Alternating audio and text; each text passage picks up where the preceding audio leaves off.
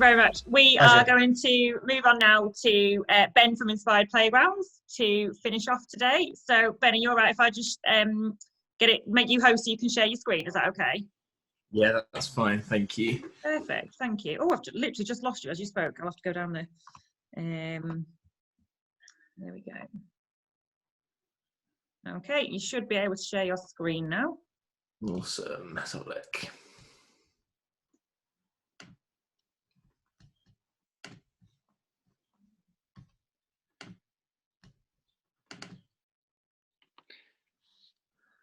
Okay, is that on for everybody?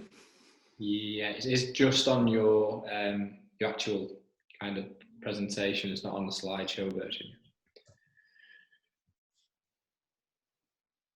Right now, we're good. Yeah. Awesome. Okay, well, thank you, Brianne, and thank you for inviting me today, Dylan, to talk in the graveyard shift on a Friday afternoon. But yeah, thank you very much. I hope there's been some sort of interaction in regards to the way it's gone today. So I've got a few questions, a few things for people to just make notes on, just to gauge where people are with their own journey in terms of their playground, what's going on the playground, and how things are generally going at your school, problems that we've seen in the past, some solutions, some quick wins, and we'll get started. So the workshop's called How to Create an Active Playground, and we're going to go through some ideas and some ways and means that we've witnessed our schools implement and some really successful things that we've seen in the past. But I thought I'd start with a bit of introduction about me, who I am, my background, and what we do as a business and as a company. So my name's Ben Kirk. I was a former secondary school PE teacher. Actually managed to get an outstanding assessment in my by Ofsted in my NQT year, which I was really proud of. I came out of secondary school teaching in 2013, and the reason for that, which I think is quite important, it wasn't because I didn't enjoy my job. It was I had a bit of a battle and a bit of a battle between my footballing or failed footballing career, however you want to look at it, where I was playing semi-professional football in the Conference South, so an okay level, and I didn't want to stop playing, but as I'm sure everybody on this call can appreciate, teaching takes up a lot of time, and the two kind of came to a head, and I chose football, much to my parents' disgust. So I started Key Stage Coaching, or what was called Key Stage Coaching at the time, which was the coaching company that we still run today, which is called Inspired Somerset. So we're based down here in Somerset. That started in 2013 with just me. No ambitions to really start it as a business, just as a self-employed person, so I could continue on and sort of play football, which I really enjoyed, and I certainly don't regret the decision. So I've been working in various roles in the education sector for over 14 years now, actually 15 years, and in various capacities. So as I said, secondary school PE teacher. I also worked for Somerset Activity Sports Partnership as a sports coach when I first graduated from my undergrad degree, doing very much similar to what I do now, what the company does now. And then moving on to our business now, which is Inspired Schools, and we've got various products which sit under that umbrella, coaching being one of them, Inspired Playgrounds being our sort of national project, which is the reason Dylan has kindly invited me to talk today around what we do on school playgrounds, but not just what we do, what schools can do without using us. And then I also have a podcast which is coming out this month, and my book actually launched yesterday, which has been a busy week. The Healthy Happy School came out yesterday and actually managed to get to #1 bestseller in primary education, which I was really proud of. So that's a bit about me and what I do, what the business does. So the business is kind of in two arms. Inspired Somerset, which is our coaching arm, and what we do here in Somerset is probably very similar to coaching companies in your region, where we go in and deliver a PE in a variety of ways, from PPA, which was our kind of staple diet back when I worked for the Somerset Activity Sports Partnership in 2006. But obviously since the sports PE and Sports Premium got implemented, it's grown, and we deliver a wide range of things here in Somerset, which I won't go into in details. I'm sure you've heard of lots of different ways that can be provided. Inspired Schools and Inspired Playgrounds them. So we're in 90 plus schools now across England. And we've got a couple in Wales actually. Inspired Somerset, where we deliver into 28 schools now, 30 actually, I think, going into September at the moment, here in Somerset, delivering those things. Our vision, which has grown over the last 7-8 years, became more than just delivering PE into primary schools and giving those children a really good experience of PE. It became about physical activity, helping children to find enjoyment in something during their primary school years. I'm really passionate, and my business partner as well shares my passion of trying to reduce childhood obesity, but doing that through raising physical activity. And as we all know, it's really important that we nail that at primary school, so that when that transition takes place into secondaries, we minimize that drop off and that transition is as smooth as possible, and that they can continue on into adulthood and be physically active. And obviously from the era that I grew up in the 90s, very much games-based approach, which I certainly loved, but lots of children wouldn't have and would have had negative experiences. So we're trying our very best to help schools to provide as best experiences for those children to be active for a long time and into adulthood, as I said. So that's a bit about me and what we do as a business. Hopefully that makes it clear what we're about. Okay, so moving on to an active playground and playtimes. As I said, for me personally, it was my favourite time of the day. I used to love playtime, used to love break times. My friends and I actually used to get to school early so that we could play football, cricket, whatever it was, whatever time of year it was. We'd pick a sport. We'd be at school by 8 o'clock and we'd be playing before school started. So I suppose in my early years, coming out of my degree, it was kind of like, what's the problem? Didn't quite fully understand that some children don't like physical activity or think they don't like physical activity. I'm a firm believer that there is something for everybody and that every child loves it. I've got 2 daughters who are 7 and 4. And when they were 2 and walking about, give them an open field or a garden and they're happy. They love being active. They love running around. So it's something I believe all children love, but it's our job to find that passion and to keep that going. So I was lucky that I was born into a sporty family, so it was always part of my life. And as I said, during my journey, it became evident that not every child is like me or the sporty children in inverted commas, and we need to do more for those children that are perhaps less active. Bullying is quite a common theme that we hear and we talk about with a lot of schools that happens at playtimes. Children are subdued, children aren't active, children are quiet, children are on the playground, but it's not a safe space, it's not a happy place for them. And in fact, the reverse of my experience when I used to look forward to lunchtime. Some children, it is the reverse, especially in some really big schools where they're lost at playtimes. I know at the moment times are very different with COVID and staggered lunchtimes, etc. But those are some of the issues that we've come across over the years, and I've, I guess, grown as a person to thinking, well, there is no problem, to actually thinking, well, yes, there is, and what can we do about it, and what can our schools and other schools do about it by implementing some quick wins. We as a company want every child to cherish lunchtimes and really look forward to them, and as I said, have a similar experience, if not the same, as I had when I was growing up. So my first question is this. So just have a think about your break and lunchtimes. Obviously, playtime at the moment, I'm assuming children are starting to use fields, but have a think about what currently happens. What does your current lunchtime, playtime look like? What challenges are there? What would you like to improve? And what would your perfect playtime or lunchtime look like? So just jot a few ideas down, and then if anybody's got anything they want to shout out, then we can discuss those. Dylan, how has this worked so far? Are people jumping in the chat or with? Yeah, chat's been used most. Some people have turned the mics on, either or really. I can keep an eye on the chat if you like. Yeah, great. I've got full. I don't know if I exit full. No, that doesn't work. Yeah, I can't see the chat. Yeah, I'll keep an eye on that. Okay, cool. And should we give it 1 or 2 minutes? Yeah, 1 or 2 minutes, have a drink, what other people are doing.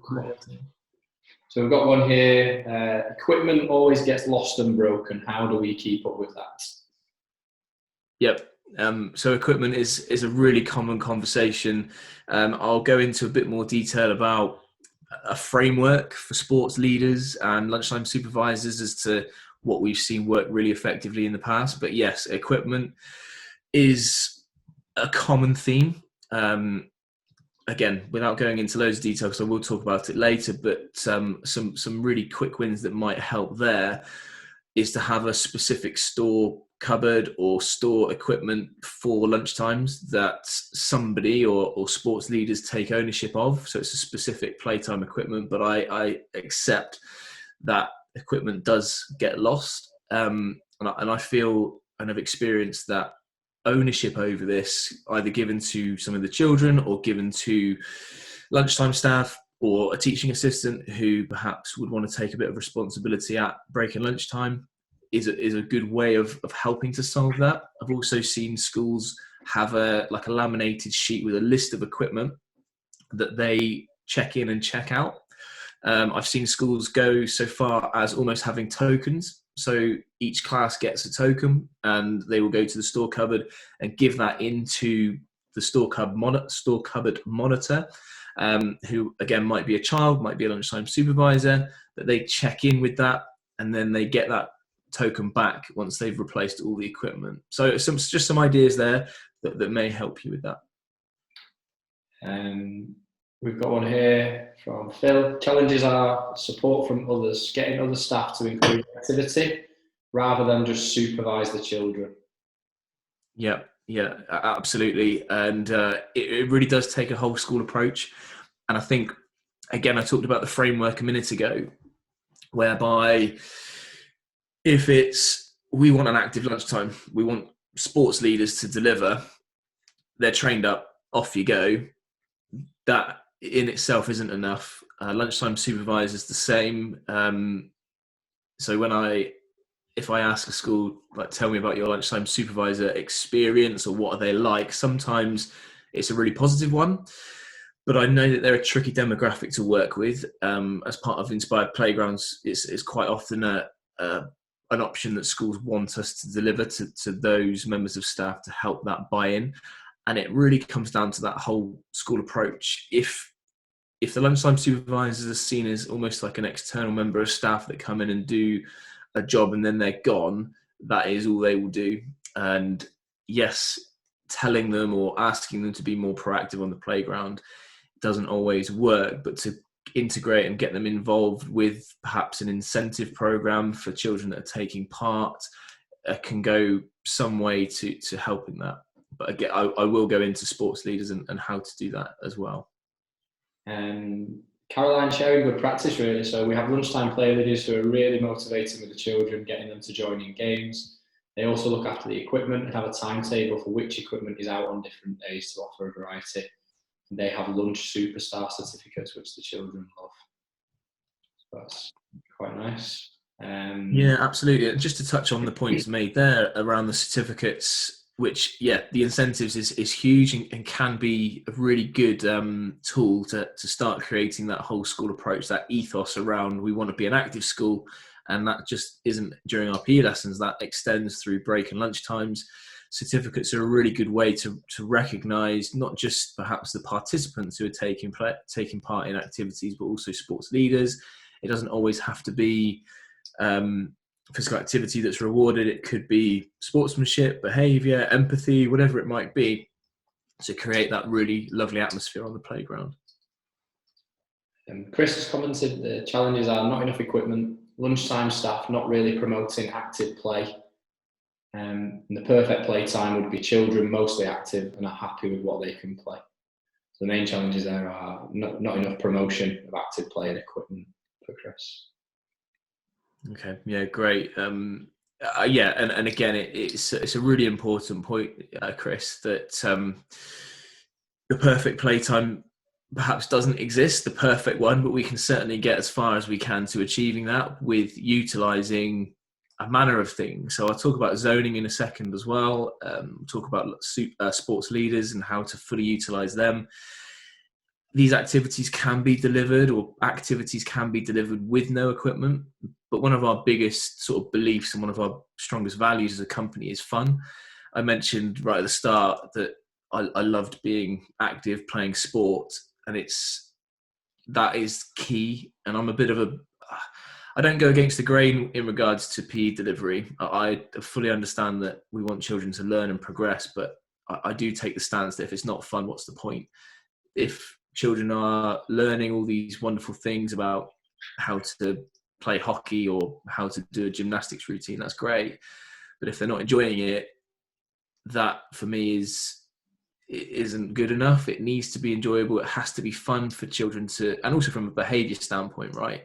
If it's fun and it's active and it's fast paced in a lesson environment, or from a lunchtime perspective, if everybody's buying into it and everybody's enthusiastic. I can't remember who it was that talked about their positive experience about lunchtime supervisors being active on the playground. But if we can get to that point, then that's a really good thing to aim for. I'll do a couple more. We've got one here. Having to monitor behaviour means adults tend to supervise rather than take on responsibility to encourage activity. Yeah. And I suppose if I finish on this point, and it sort of leads quite nicely into the next slide, behaviour, in fact, I'll click onto that now. Behaviour is something that we always speak to schools about. It's arguably one of the most common conversations we have with schools when we start to have those conversations with them. Behaviour always comes up. And you're absolutely right in your point that if we're reactive on the playground, which is one of the bullet points there, then we are reacting to behaviour that goes on. And as educators, as practitioners in that environment, we know that if we're reactive, then behaviour, we're only dealing with behaviour that crops up. As I mentioned, if lessons are fun, if lunchtimes are fun, if they are a really positive, happy experience for children, those behaviour issues that arise start to minimise and start to reduce. But it's helping those staff to understand that actually if I play a more proactive role on the playground, if I'm building rapport with the children, if I am encouraging participants, or I'm helping sports leaders to get out equipment, or helping children to learn different techniques so that they can improve and enjoy it that way, I'm going to have a far happier experience myself. I'm not going to be that lunchtime supervisor who sat on the corner of the playground or stood up with a cup of tea waiting for something to happen in the distance and then calling out to that child who isn't behaving, which we all know isn't good practice from a behavior management standpoint. I won't say my children's school, but at the moment they've got a real issue with actually my daughter's class at lunchtimes. And I only get this from my daughter, so I don't know firsthand how much truth she's telling me. However, the lunchtime supervisor isn't treated very well. Some of her class, I mean, she's only in year 2, my daughter. Some of the children in the class aren't being very kind to this lunchtime supervisor. Their response to this the other day was to line the class up and take them all inside, and they lost the rest of their playtime. And I think, oh my goodness, like this is, I don't want this to happen. Not because just because my daughter's in that class, it respond anyway this way to any school or class that were being treated this way. It's just really reactive. It's not going to have the desired impact, and it's probably 5% of the class, if that are causing these issues, and the rest of them are being punished. And it mind boggles, I suppose. So in terms of what we're talking about in being proactive, if that lunchtime supervisor, I don't know who it is, but if they were proactive and they were engaging with that 5% of children, finding out what they enjoy, finding out what makes them tick, what do they do when they get home, who are their friends, what games they like playing. Maybe, I know that they're really big into their skipping at the moment, the school, so having a bit of a skipping zone and encouraging, how many can you do in a minute? Who can do the most in a minute? And maybe just getting those more challenging children, shall we say, into some kind of game, challenge, call it what you will, that would sort that problem out. I'm positive, I'm almost certain it would. So it's just a few things there that we've experienced, and some of the things you've already mentioned yourselves. Boredom, not catering to all children. Like I said, I would have taken care of myself at break and lunch because I would have just been playing football. But those children that are bored, that don't want to play invasion games, don't want to be active, they just get bored, and unfortunately they can't manage their own behaviour. We need to have more on the playground for them. Blank spaces as well. So if there are areas of the playground that are boring, that there's nothing going on for those children to engage with, sometimes that's where issues start to take place as well. And I mentioned markings. We've already talked about reactive stuff, playground markings which look great perhaps, but aren't fully utilised or aren't used, a bit white, kind of like white elephants at the school, that they can be used to help. Okay, so zoning. I'm sure you've all heard of zoning, but again, in the chat, just write down if you have any experience of zoning. What does it mean to you? We'll just spend a couple of minutes going through that, and then I'll just go through some quick wins there for some zones that you hopefully, after this call, can implement on Monday and just start going in and start, we're going to do this here, etc., etc. So tell me what zoning is. I know it's a bit of a simple question, hopefully somebody can nail that straight away, and then just be good to hear any stories of anybody that already does that.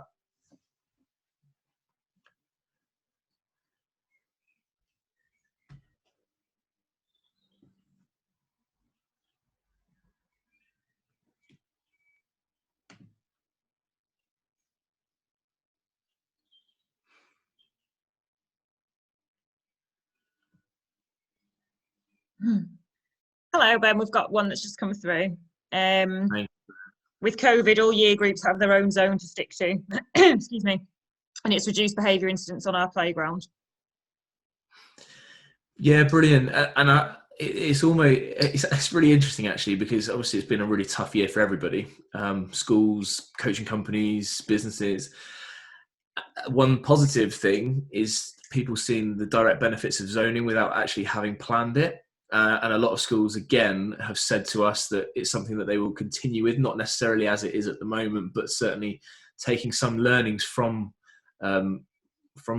these staggered lunchtimes and from zoning at the moment. Now, I don't want schools to take it to the nth degree where they're separating children, that you can't play with so-and-so anymore outside of COVID times. I understand why it's done now, but there is a place for zoning outside of COVID times. And it was quite interesting actually when I was planning this presentation to think, well, let's think beyond COVID to the perfect playtime. Yes, COVID is still with us and probably will be for some time, but yeah, so I think that will be a bit of evidence perhaps for some schools that have done it or have had to do it so far, and will continue on. Is there one more, Brian, up there? Yeah, there's a couple. So use zoning for skipping, quiet reading, gardening in a bigger school, but in a much smaller school now and a very small playground, so it's much harder to zone. Of course, yeah. Okay, and from that point, I'll go into the other bullet points I've got here, and I fully accept that, yes, small playgrounds, it can be challenging. However, taking the points from what we've just discussed there around COVID and staggered lunchtimes, there might be some kind of way to incorporate both what you're doing now in COVID times and moving forward into September, to when hopefully we don't have to do that. We may still have to, but yeah, small playgrounds can be challenging. I would challenge schools to try and use fields more in those circumstances. Yes, they can be muddy. Yes, there can be areas where possibly a slight health and safety risk during the winter months. However, if it becomes part of a school practice where actually the zone is something that becomes real common practice for one class per week or something like that to go on, or to do something on the field, perhaps maybe it's not practical to do that in the winter, but even in a small playground, I think that some of these zones can be implemented, or hopefully, even if it's outside of a classroom, that children are allocated to a quiet reading area or a dance area, which can be, the benefit of dance is it can be done in one spot for the children. They don't have to run around. It's not an invasion game. It's not a striking and fielding game. And music, which it's kind of counterintuitive, where you've got music going on and it can be loud, it can be noisy, but actually it's amazing to see what happens to children when they hear music, that it transforms some children. We delivered we've got this product here in Somerset called Inspired Lives. We trialed it last year, 2 years ago, and one of the days was like a performing arts day. And it's slightly going off piste, but one of the boys who was involved with this day, he really struggled, bless him, all day to sit still, to stand still, to concentrate. And I've not taught him in the classroom, but I would imagine that's replicated in the classroom, where he struggles to stay focused. As soon as the music came on, he was on it. He took everything in. He was listening, but he wasn't still. But he was taking it in. When the music came on, that was it. He was in his own little zone, and he thoroughly enjoyed the day. So we kind of took that learning from this boy to say to schools, well, actually, you can have a dance area outside. It doesn't have to be anything too structured. It doesn't have to be a lesson. It could be cheerleading. It could just be music on, that children can kind of congregate in that area. And that's been quite a magical impact for some of the children. Some quick wins. I won't read them all out there, but some of the things and some of the zones that we've seen our schools implement really successfully. The dance area that I've said there, trim trails, if you have one, lends itself to a zone as well. Can I just interrupt quickly with a question about the dance area that we've just had come through? Yeah, of course. Just asking, how do you play the music outside? Is it like a Bluetooth speaker linked to a phone, or what are the practicalities of it? Yeah, a variety of things, to be honest. Some schools have invested into, like the almost like a building kind of radio, a tradesman kind of radio, where they can hook up their iPod to, which is like a boom box that they would just play out on the radio. Out on the speaker on the playground. Some, actually, we are working with a school in Durham. We're due to be up there next week. They are taking it one step further. So they've got their dance area, which actually luckily backs onto a classroom. So they are going to open up the classroom window to play it from there. But they're also getting some playground markings to support that. So there's a mirror me, dance with me playground marking that they want installed, where basically one of the children will be a leader, and they will be leading a session for some of the younger children to mirror their dance moves, and that will be a really successful, and that will be a zone that they've built or implemented that will work really effectively at that school. Cool. Quiet reading, I know this isn't an active thing, but again, it's a really nice thing to implement at a school, and what we've encouraged and some of our schools do is, again, not at the moment with COVID times, but pre-COVID, would almost have like a rotation or a rota. Somebody mentioned earlier in the chat that they have a rota for equipment going out. We encourage schools to do that, but also go a step further with their sports leaders to have a rota for them, but also a rota for what zones they're using on each day, which sounds like some schools will already have implemented with COVID. So a zone, today we're in the invasion game zone or in the dance zone, whatever it might be. Some schools will just have it more of an open play where children can go and choose what they do. But our experience of zoning is that by having, it doesn't have to be a huge amount of zones. It can just be 2 or 3 zones, 4 zones, and it just helps children to understand, well, I know the expectations now at break and lunchtime. I know where I can go, that I'm going to enjoy myself, have fun. I'm going to be safe. I'm going to be with my friends, going to be with my peers, and that it's going to be a really enjoyable experience. So that is zoning in a nutshell, I suppose. And actually, I spoke to a school in Tyneside yesterday, and they've had, it sounds like, I've not visited the school yet, so I might be wrong. It sounds like they've had a resurface relatively recently, and it's a blank canvas. There's nothing on the playground. And I spoke earlier about the reasons behaviour starts to become an issue, and that is an issue at this school. And she spoke at length about behaviour and just children getting lost at break, not lost, actually lost, but lost in terms they don't know what to do, they don't have anything to do, or they want to do something, but there's no framework in place, there's no markings, there's no trim trail, there's no areas that they know, I'll go here for this. I mentioned Foursquare there as well. So Foursquare, I'll briefly describe what the game is. Apology if you know what it is already, but it's essentially a square with 4 squares inside of it, like a court. You can play it in a variety of ways. You can play it like king ball, but again, I won't go into too much detail. But essentially, one person in each square, a volleyball / tennis type game, trying to hit it into another square. If it lands twice in your square, you're out, or if you hit the ball out, you're out and you're replaced by somebody.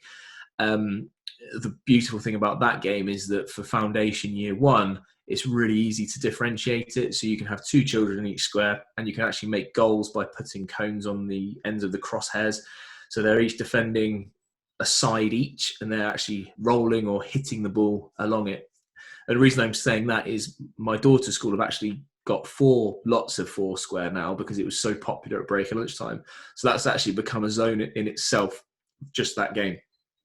And as you probably have got from me speaking, football's my thing, but I know it's an issue at some schools because of the nature of the game. It's competitive, it's a contact sport, but hopefully by implementing zoning, because I don't know what I would have done without football at primary school.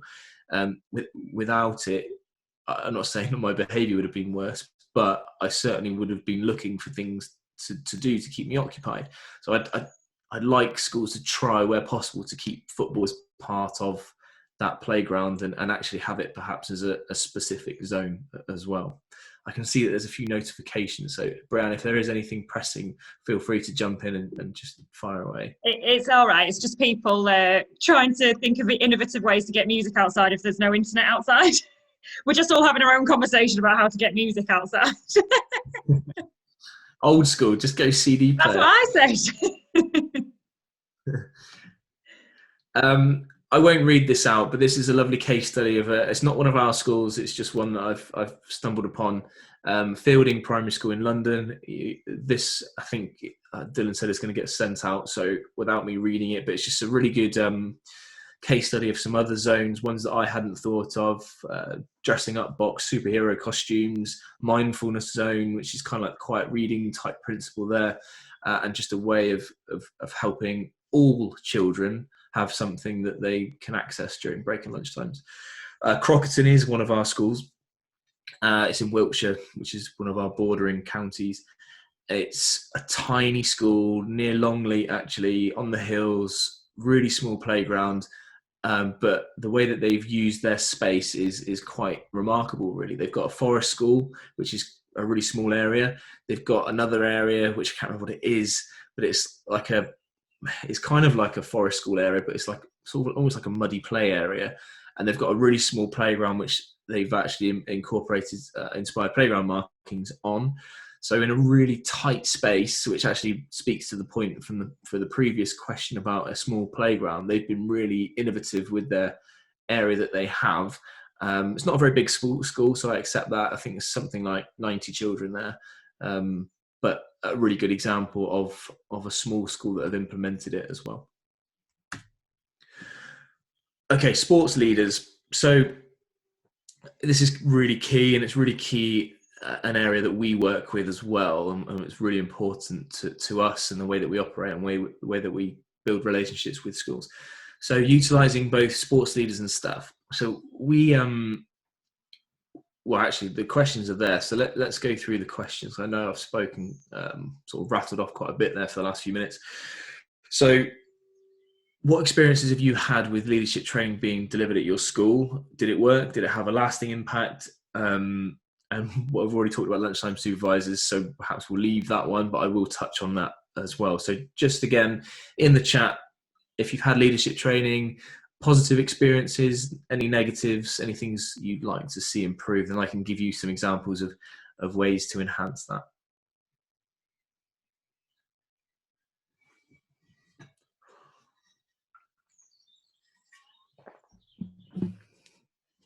I've just looked at the time, it's already 20 to 4 on a Friday afternoon as well.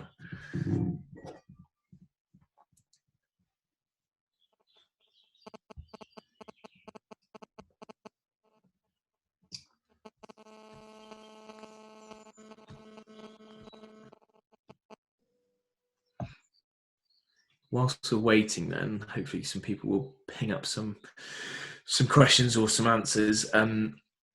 an overview, I suppose, of my experience of sports leader training. Like I said, I used to work for Somerset Activity Sports Partnership. I've delivered leadership training for them. I've also seen sports leaders and taught sports leaders on BTEC courses in secondary school and sixth form.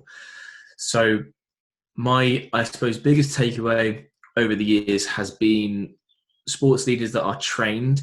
They are enthused, they're motivated, they're buzzing, they can't wait to get started, but then there's nothing for them to get their teeth stuck into. Or there is, but like somebody said earlier, equipment gets lost, or there's too much flexibility for those leaders to plan their own activities, to get their own equipment out, to run it themselves. And in my experience, there needs to be a balance, there needs to be a framework in which they can operate within. So one of the comments earlier talked about that rota for equipment. Like I said earlier, a rota for when those sports leaders are taking sessions, a rota for what activities they're delivering as well. And actually going further than that and having resources and the training specifically on what they are delivering. When we started our journey, and I'll tell everybody a bit more about Inspired Playgrounds later, but when we started our Inspired Playgrounds journey, we started delivering break and lunchtime sessions. And sports leaders were fantastic. Everybody wants to help. Everybody loves to lead sessions. But I'm sure you've experienced this as well, that you have those children that want to take it further. Oh, this is a great game, but what about if we added 50 more cones in and 20 more tennis balls? This will be amazing. And then it starts to fade away. Yes, it might be fun. It might be a bit chaotic. Behavior starts to go down and it starts to fade away. So a framework, in my mind, is really key for those leaders to operate in. So it's really structured in terms of, we know who's delivering on a Monday, we know what activities they're delivering, and we know what children they're delivering to.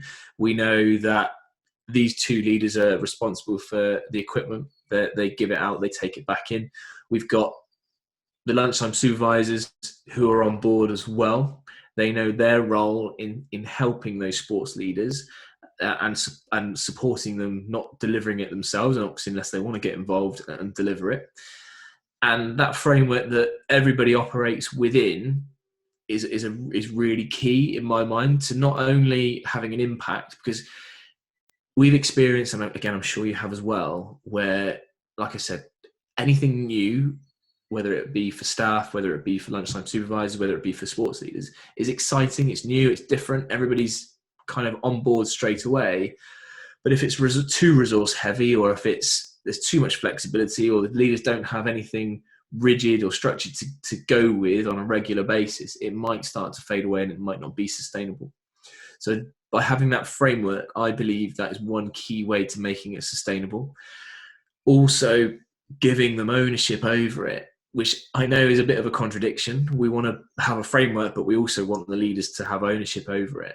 And it has to be special. It has to be something that the leaders want to aspire to be.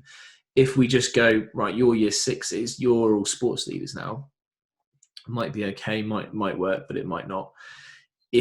We encourage schools to have an application process for their leaders. So it doesn't have to be arduous. It can be a few questions. We've got resources on our website, free to download, where you can ask a few questions. They have to apply to be a sports leader, maybe get up in assembly and tell school why they want to be a sports leader. That might not be appropriate for some of the children. They might not be confident enough to do that.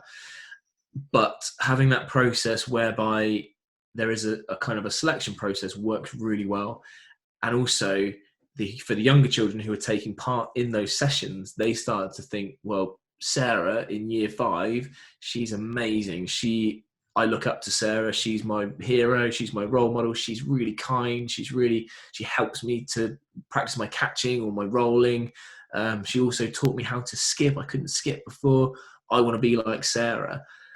And then it becomes we talked about that school ethos before.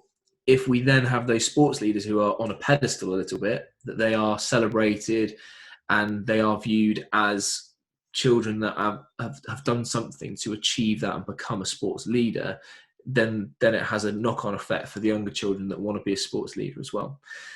Also, if we can incentivize it, not just for the participants, but for the leaders, that goes some way into making sure that they are enthused and motivated. So perhaps certificates that were mentioned earlier, you can go one step further and get medals or trophies that can be given out to schools.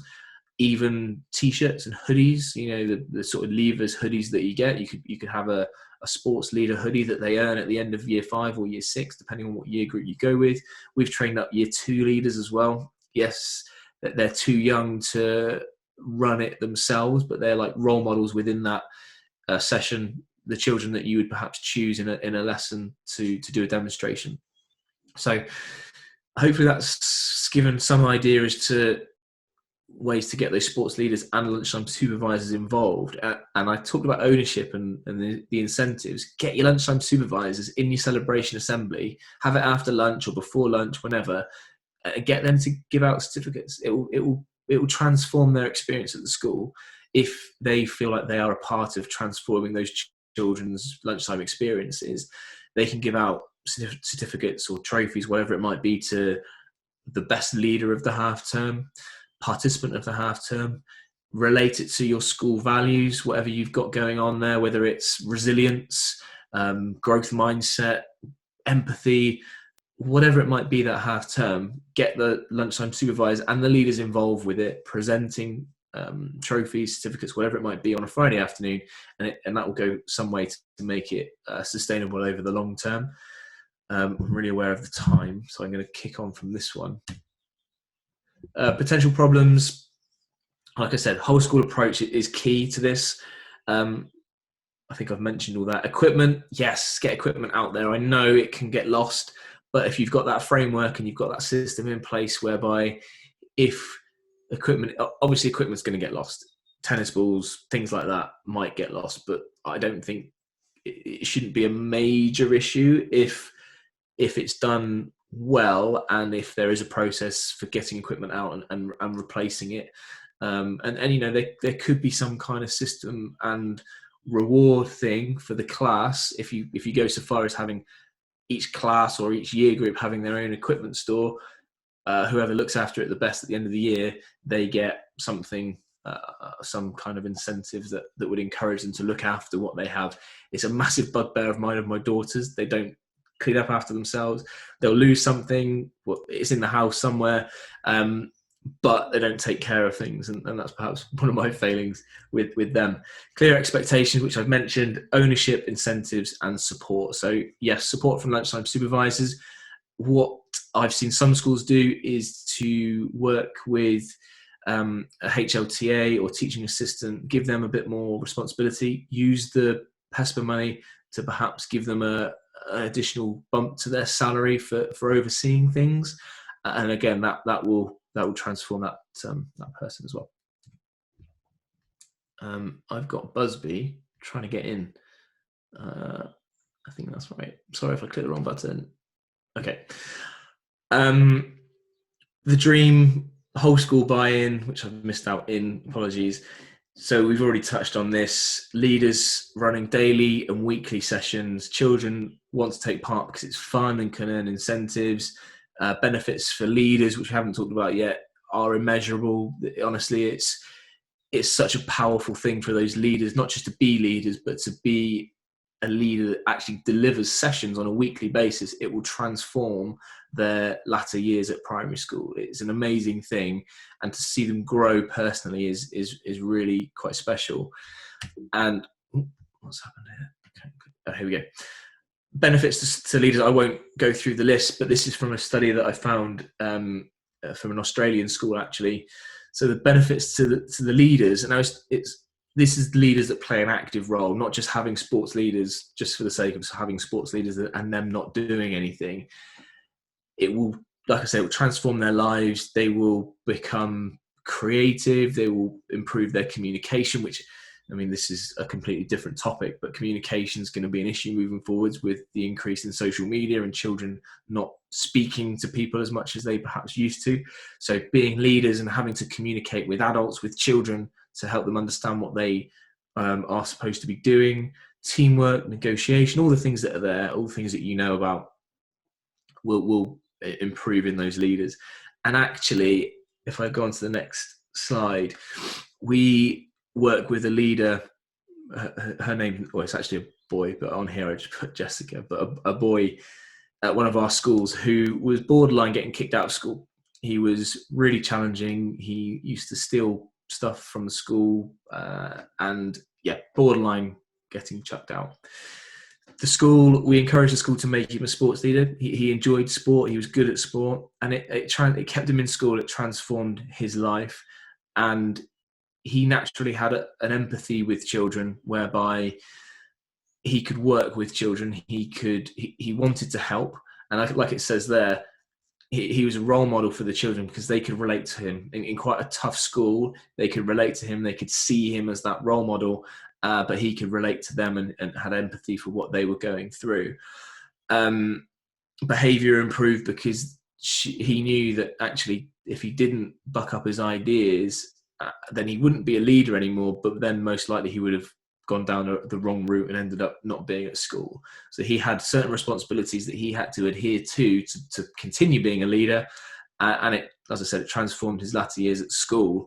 But equally, if I think of a sports leader, traditionally you think sporty child, plays for teams, goes to clubs, but actually it's more than that. And this is a really good example of it, but equally there might be some quiet children who will make a really good leader because they're thoughtful, they will plan it, they will care about it, and it will help them to grow in confidence as well. So there's no ideal sports leader in my mind. In fact, the ideal is to have a real variety of children who are leaders but have, like I said, gone through that process to become a sports leader as well. Coaching companies. So I know it's not going away from a playground, but I think utilising that playground for clubs as well. If you use a coaching company or utilising an existing member of staff, it can be a really powerful way of increasing physical activity during the school day and week. As we know, children have to get that 30 minutes in during the school day, which is a real challenge. But if you have or use a coaching company or a member of staff, as I said, that teaching assistant perhaps who naturally enjoys sport or enjoys physical activity, it could be a running club, it doesn't have to be a sport specific with equipment. That's a really good way. You've got that captive audience. You know the children who are less active during the week to target them. Perhaps from a behaviour standpoint as well, you may know the challenging ones who are perhaps in your classroom during lunchtime because they've been sent in or for whatever reason, like my daughter's school. And as it says there, for some children, sadly, it's the only chance they'll get to be active during the week, during the day, during the month. And it's really sad, but it's the truth. And we need to do all we can during those lunchtimes, during those break times, so that they can access physical activity during the school day. And as I said, even if you transform one child's life, either as a leader or a participant, that's enough. Yes, we want more than that, but if we impact only one child, then we're going some way to helping. So we've called it an adventure club at a lot of schools that we work in, whereby the school will select children who they want to be a part of it for whatever reason. There might be vulnerable children, it might be children that are obese, that perhaps don't do enough physical activity, they don't attend clubs. So this is a perfect time to run some clubs at lunchtimes. Again, after COVID times, perhaps it's a lot easier to implement these things, but it's a really good way to target those children. If you're using your funding, then you can obviously evidence this with the amount of additional exercise that they're doing, but also it will improve perhaps their social skills. They'll take part in activities with children who are similar to themselves, so they won't feel sort of in the shadows in a normal PE lesson. They may get to access activities that perhaps they previously couldn't. So there's a number of reasons for running an adventure club or whatever you term it. And actually, again, a lovely case study from one of our schools is that we ran an adventure club at a school in Bridgewater, which is the town that I live in. And it was exactly as I've described there. It was for children that were less active, that struggled in PE with their coordination, or children that the school wanted to be there for behaviour reasons. And actually what happened was we transformed a few of the children's opinions of PE and physical activity because they started to enjoy it, and they actually started to go to other clubs, which was just amazing for me. It was actually me who was delivering the club at the time, going back sort of 4 or 5 years now. So yeah, a lovely case study of what can be achieved by having an adventure club on the playground, or it doesn't have to be on the playground, wherever it might be, to encourage children to find something that they really enjoy.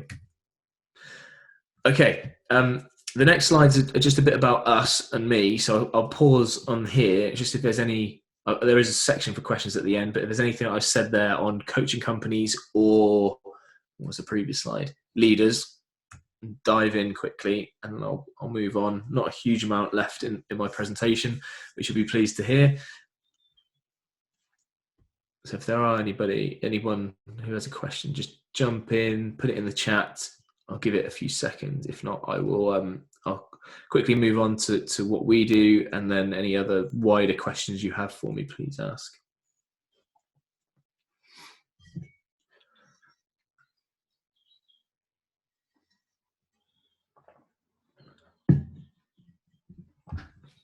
Okay.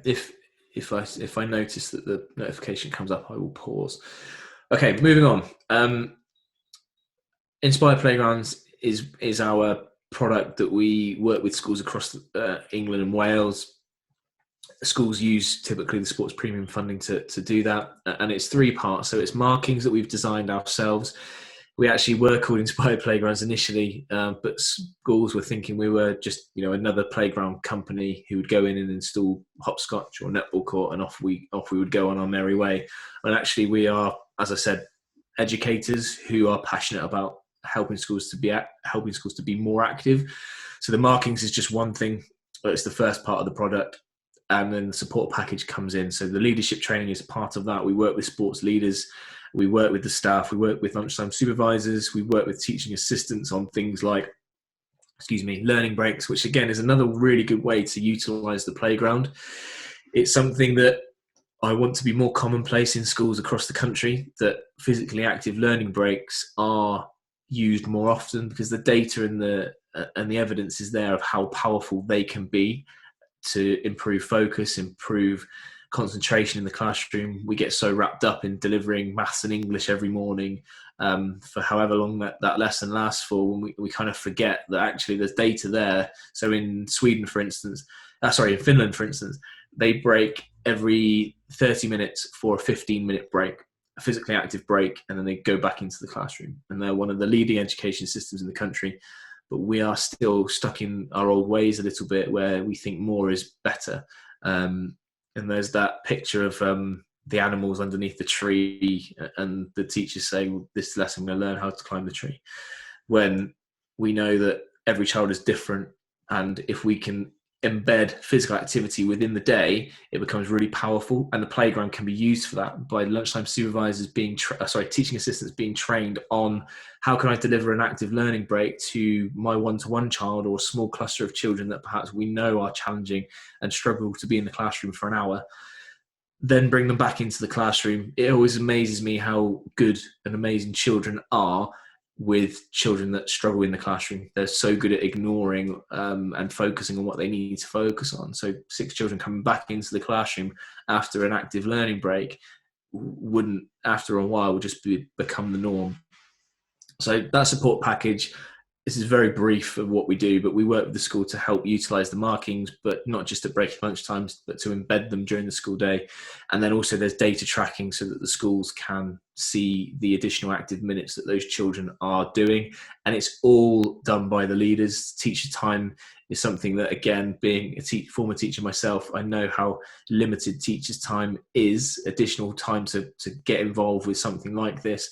So the leaders deliver the sessions, they record the data, and it helps with behaviour, and ultimately what we want is to have a more active school.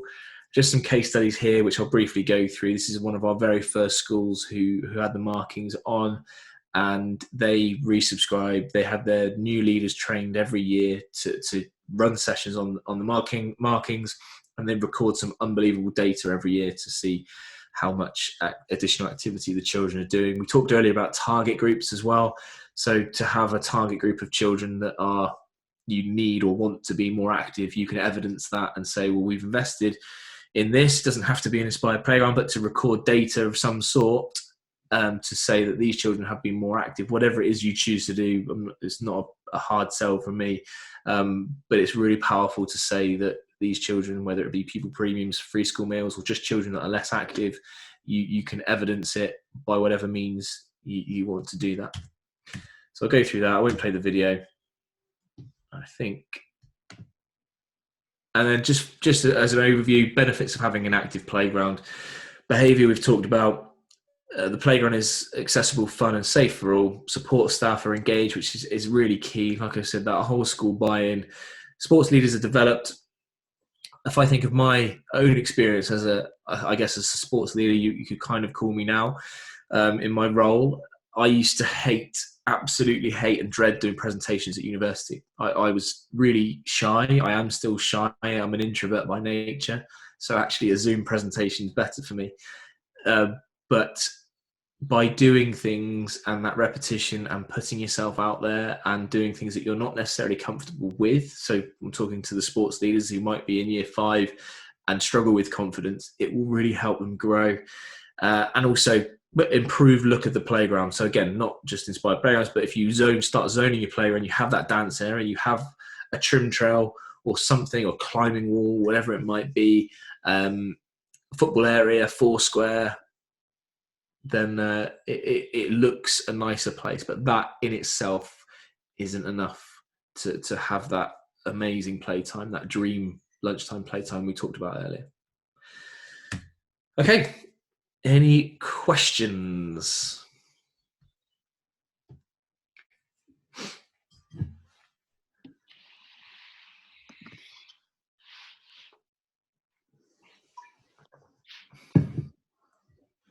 No, I think that's it. But I think there's a lot of questions obviously being asked and a lot of conversations being had throughout, which is fantastic.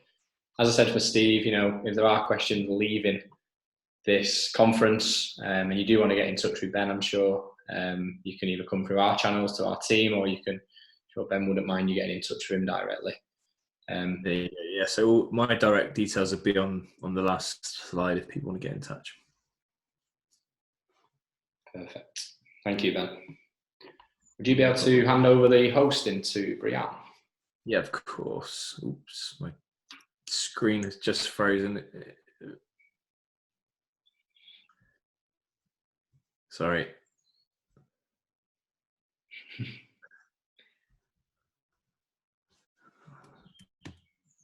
Here we go.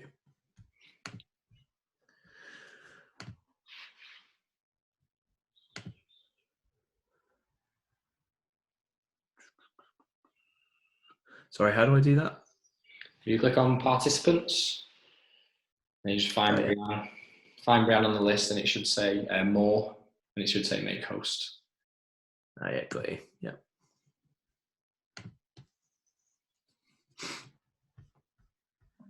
Thank you. Let me just answering a question in the chat. Hold on.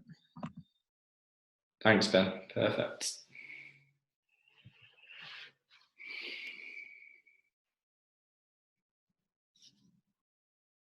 There we go. And can you see that, Dylan? Yeah. Yes. Yeah, perfect. So that's it for today, unless you've got anything you want to add, Dylan? No, just thank you everybody for your time. I said that at the start. It's really good to see so many people taking the time out for this event. We are hoping to have a physical Active Schools conference when we can. And to answer that question in the chat, our plan is to break this conference down into the 3 separate workshops. So a little bit of shorter viewing, and you can kind of access the one that you want to go straight to. But no, thank you everybody. Enjoy your weekend. Thank you, Ben. And also thanks for Brianne for co-hosting as well. Thanks. Thanks, everybody. Thank you.